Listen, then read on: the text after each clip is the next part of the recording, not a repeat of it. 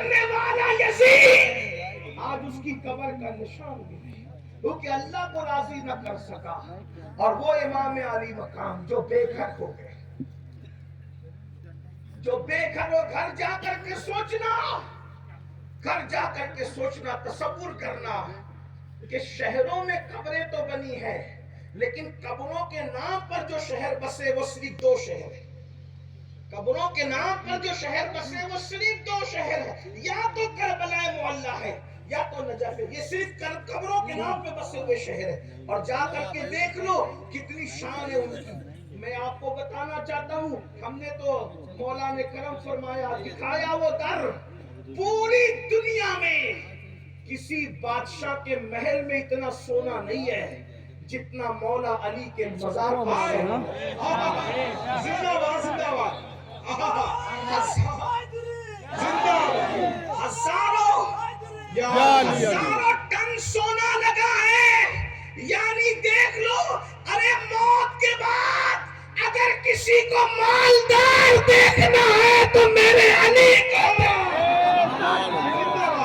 نعرہ تکبیر، نعرہ رسالت، عظمت مولا کائنات، نعرہ تکبیر، نعرہ رسالت۔ موت کی لذت چکھ کر مالدار کون رہتا ہے؟ لیکن ہزاروں ٹن سونے کے گنبد کے نیچے جو آرام کر رہا ہے وہ ولیوں کا بادشاہ، جا کر کے دیکھو۔ لیکن جس دن دفن کیے جا رہے تھے اس دن تو بہادر بیٹے بھی اس قدر بظاہر مجبور تھے کہ قبر کسی کو بتا بھی نہ سکے، قبر بتا بھی نہ، قبر کا نشان مٹا دیا۔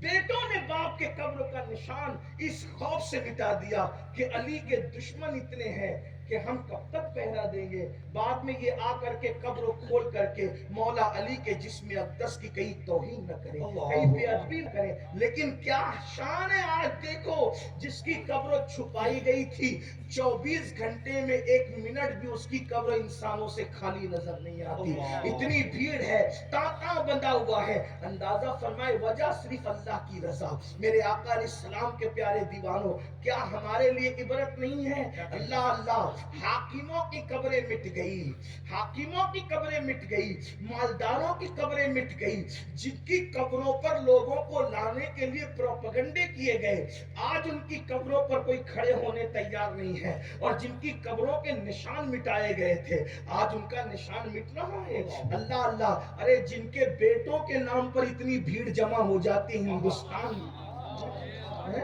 کیا کہنا ہے؟ زندہ باد، زندہ باد۔ صاحب مزار تو علی کا بیٹا ہے نا، جن کے بیٹوں کے نام پر اتنے لوگ یہاں آ جاتے ہیں ان کے بابا کے مزار پر کیا؟ زندہ باد، زندہ باد۔ بات اللہ کی رضا کی، اللہ کے بندو، اللہ کی رضا کی بات ہے تو اللہ کے رسول علیہ السلام فرماتے ہیں ایک ایک قبر میں 70 اسلحے، اور ان کی ایک ایک کی طاقت اتنی کہ پھنکار دیں، صرف قیامت تک اناج نہ پیدا ہو زمین کے اوپر۔ لوگ ہیروشیما اور ناگاساکی کے زہریلے بموں کی بات کرتے ہیں، جدید دور کی ٹیکنالوجی نے ان کے زہر کے خاتمے کی پوری کوشش کی اور بہت حد تک کہ وہ کامیاب نظر آ رہے ہیں، لیکن اللہ کے بنائے ہوئے وہ زہریلے اسلحے اور یہ 5-6 فٹ کا وجود بہت اچھا لگتا ہے گناہ کرتے ہوئے قبر میں انتظار کر رہے ہیں۔ تاش کے پتے کھیلنے میں بہت مزہ آتا ہے، قبر میں انتظار کر رہے ہیں۔ کانوں میں ایئر فون لگا کر وہ گندے اور فحش گانے جو انسان کے نفس کو ابھارتے ہیں، نفسانی خواہشات کو اللہ اکبر چھیڑ چھاڑ کرتے ہیں، وہ تمہارا انتظار کر رہے ہیں۔ برا مت ماننا، میں نہیں، آپ کے اور میرے رسول فرما رہے ہیں اس منزل پہ جانا ہے، سب ڈال دیں گے، چھوڑ کے چلے جائیں۔ مال میں ملاوٹ کر کے بیچ رہے ہو وہ انتظار کر رہے ہیں، عورتوں پہ پاک کی نظر ڈالتے وہ انتظار کر رہے ہیں، گندی فلمیں دیکھ رہے وہ انتظار کر رہے ہیں۔ بلکہ یہ تو 70 کے علاوہ ایک اور اژدہا ہے جو بالکل الگ ہے۔ میں تو لوگوں کو کہتا ہوں کہ کاش کہ ہم لوگوں کو نمازی بنانے میں اگر کامیاب ہو جائے تو میری قوم کامیاب ہو جائے۔ اس کی وجہ یہ ہے کہ جو نماز پڑھے اس کو کامیابی کی ضمانت قرآن نے عطا کی ہے. اس میں ایک اژدہا ہے الگ سے، یہ 70 کے علاوہ الگ ہے. آقا فرماتے اس کا نام شجاع الاقرع ہے، اور وہ شجاع الاقرع 70 سال کی مسافت اتنا لمبا ہے، یعنی 70 سال میں جتنی لمبائی میں گھوڑا دوڑاؤ گے اتنا لمبا وہ اژدہا ہے. آقا فرماتے ایک دن کی مسافت اتنے اس کے ناخن ہے، اس کی آنکھوں سے آگ برستی ہے، اور وہ ایک ڈنک کسی کو مار دے تو 70 گز انسان زمین کے اندر دھس جائے. ایک ڈنگ پر 70 گز انسان زمین میں دھسے گا. صحابہ نے پوچھا آقا یہ کس کو مارے گا؟ آقا فرماتے وہ بے نمازیوں کو مارے گا. اور کتنا مارے گا آقا؟ آقا فرماتے ہیں وہ خود کہے گا قبر میں میرا نام شجاع الاقرع ہے، اور تو نے فجر نہیں پڑھی تو میں تجھے ظہر تک ڈسوں گا، ظہر نہیں پڑھی تو عصر تک، عصر نہیں پڑھی تو مغرب تک، مغرب نہیں پڑھی تو عشاء تک، عشاء نہیں پڑھی تو فجر تک. اور آقا فرماتے ہیں قیامت تک اس کو اسی طرح ڈسا جاتا رہے گا. قیامت کس کو کہتے؟ قیامت تک 60-70 سال کی زندگی پائی اور قیامت تک ڈسے جاؤ گے.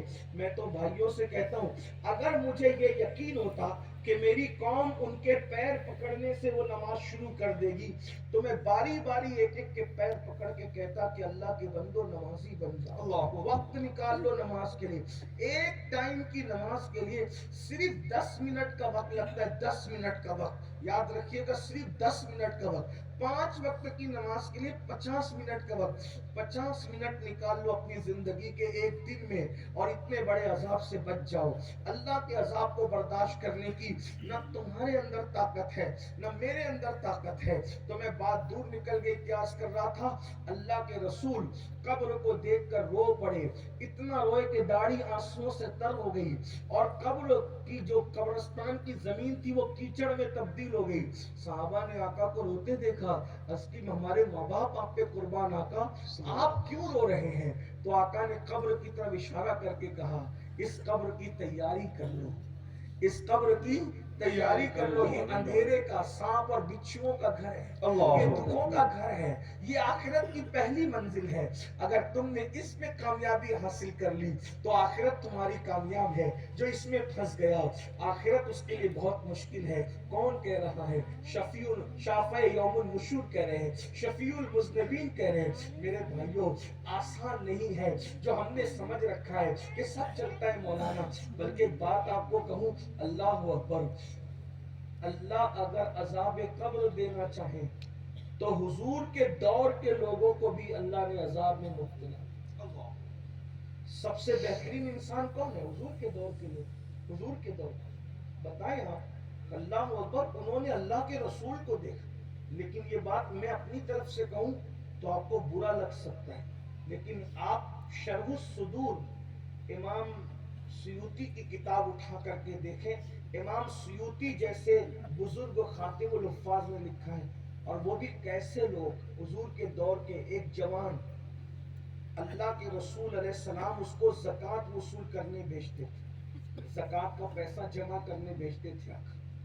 ایک دن اللہ کے رسول جنت البقیع میں گئے، توجہ کر، جنت البقیع میں. اور بقیع میں جانے کے بعد اللہ کے رسول علیہ السلام کے ساتھ جو صحابی تھے، حضور نے فرمایا اس طرح کی آواز حضور نے نکالی. انہوں نے سوچا حضور مجھے کچھ کہہ رہے، اور تجھے نہیں کہہ رہا ہوں، یہ جو قبر کے اندر ہے نا اس کو کہہ رہا ہوں. حضور آپ اس سے کیا کہہ رہے ہیں؟ فرمایا اس کو پہچانتا تھا، میں نے اس کو زکوٰۃ وصول کرنے کے لیے بھیجا تھا. ہاں، تو زکوٰۃ کے مال میں ایک زرہ بڑی خوبصورت آئی، اور اس نے اس زرہ کو میری اجازت کے بغیر چپکے سے اپنے پاس رکھ لیا. غور فرمائیں، ایک زرہ اس نے چپکے سے اپنے پاس رکھ لی، اور اب میں دیکھ رہا ہوں اس کی قبر میں کہ اسی زرہ کو آگ کی بنا کر اس کو پہنا دیا گیا. اللہ کے رسول کی اجازت کے بغیر حضور کے ظاہری دور کے اس جوان نے، اس شخص نے زرہ کو چھپا کر کے اپنے پاس رکھ لیا تھا. یعنی زرہ کے معاملے میں اس نے خیانت کی تھی، خیانت. تو آقا فرماتے ہیں آج آگ کی وہ زرہ بنا کر اس کو پہنا دی گئی ہے. تو میں یہ منظر دیکھ کر کے یہ بات کر رہا ہوں. اندازہ فرمائے ایک زرہ کوئی چپکے سے چھپا کے رکھ لے تو وہ آگ کی زرہ بنا کر اس کو پہنائی جائے. آج مسلمان تو لاکھوں روپے کا گبن کرتا ہے, چوری کرتا ہے, کسی کا پیسہ لے کر ہڑپ کرتا ہے, پیسہ لے کے بھاگ جاتا ہے. آج کل تو حالات یہ ہیں, عمرہ کا پیسہ بھی لوگ لے کر بھاگ رہے ہیں, حج کا پیسہ بھی لوگ لے کر بھاگ رہے ہیں, اجمیر شریف ٹور کے نام پہ لے جاتے ہیں, بھاگ جاتے ہیں, دھوکہ کرتے ہیں. مسلمانوں بتاؤ کیا کر ہو رہا ہے؟ یہ سب اس لیے ہو رہا ہے کہ قبر بھول گئے, آخرت بھول گئے, محشر بھول گئے, اور یہ آپ کو پٹی پڑا دی گئی. ارے میاں کچھ کرو, تم چونکہ مسلمان ہو جنت میں جاؤ گے. ارے مسلمان بننے والوں اسلام کے تقاضے تو پورے کرو. آپ اگر سفر حج میں بھی جاؤ گے, آپ سن لو, میں آپ کے سامنے وہ اوراق پلٹ رہا ہوں, اگر آپ صفا مروہ کے درمیان بھی مرو گے اور اگر جرم کیا ہے تو بھی تم پہ عذاب ہوگا. آئیے ذرا اٹھائیے, میں آپ کے سامنے پھر امام سیوطی کا حوالہ پیش کر رہا ہوں. اللہ اکبر. حاجیوں کے بارے میں تو اب تک ہم نے یہی سن رکھا ہے, بھئی جو حج کے لیے جائے گا اور اسی میں مر جائے گا, ہر سال حج کرے گا, ہر سال حج کا اس کو سعادت ملے گی. میرے بھائیوں لیکن کچھ اس کے لیے شرائط بھی ہیں, ایسے نہیں کہ ہر بندے کو نصیب ہو جائے. اللہ اکبر. امام سیوطی لکھ رہے ہیں, دل کے کانوں سے سن لو, دل کے کانوں سے سن لو, اللہ اکبر, کہ صفا مروہ کے درمیان ایک بندہ صحیح کرتے ہوئے مر گیا سفر حج میں. جب اس کی قبر کھودی گئی اس میں بڑا ازدحام, پھر دوسری قبر کھودی, پھر ازدحام وہ پھیلائے بیٹھے, پھر تیسری قبر کھولی, پھر ازدحام وہ پھیلائے. کتنی قبر کھود سکتے تھے وہ لوگ؟ گئے رئیس المفسرین, سید المفسرین, حبر الامہ حضرت عبداللہ ابن عباس کی